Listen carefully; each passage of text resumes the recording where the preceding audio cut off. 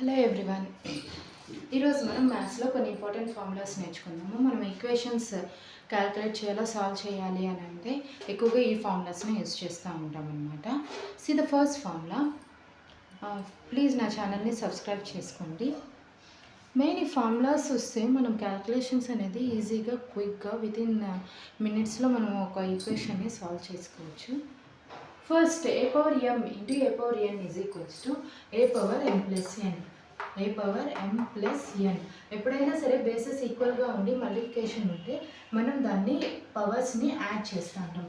ఎలా అనంటే 2 cube into 2 power 5 is equals to 2 power 3 plus 5 is equals to 3 plus 5 is 2 power 8. ఇలా మనకి bases సేమ్గా ఉండి పవర్స్ మనం ఇచ్చినారనుకోండి మల్టిప్లికేషన్ సింబల్ ఉన్నప్పుడు అప్పుడు మనం పవర్స్ని యాడ్ చేసి మనం దాన్ని ఆన్సర్ రాస్తాం. అలాగే ఏ power M by A power N formula ఏమొస్తుంది? A power M minus N. A power M minus N అంటే డివిజన్ మోడ్లో 2 power 5 by 2 cube ఉంది అనుకోండి, అప్పుడు ఏమవుతుంది? ఇది subtraction 2 power 5 minus 3 is equals to 2 square. 2 power 5 by 2 power 2 cube equals to 2 power 5 minus 3 వచ్చి 2 స్క్వేర్గా పడుతుంది.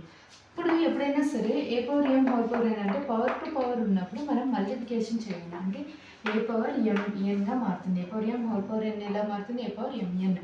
అది ఎలా అంటే 4 స్క్వేర్ హోల్ పవర్ 5 అని అంటే ఏమవుతుంది? ఇక్కడ పవర్ టు పవర్ ఉన్నాయి కాబట్టి 4 power 2 into 5.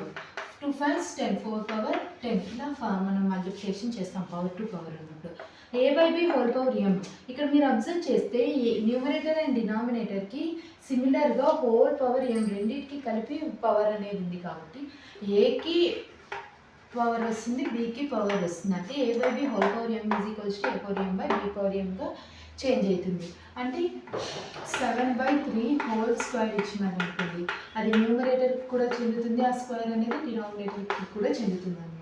అంటే 7 స్క్వేర్ బై 3 స్క్వేర్గా చేంజ్ అవుతుంది. 7 స్క్వేర్ అంటే 49. 49/3 స్క్వేర్ మీన్స్ 9. ఇలా చేంజ్ అవుతుంది.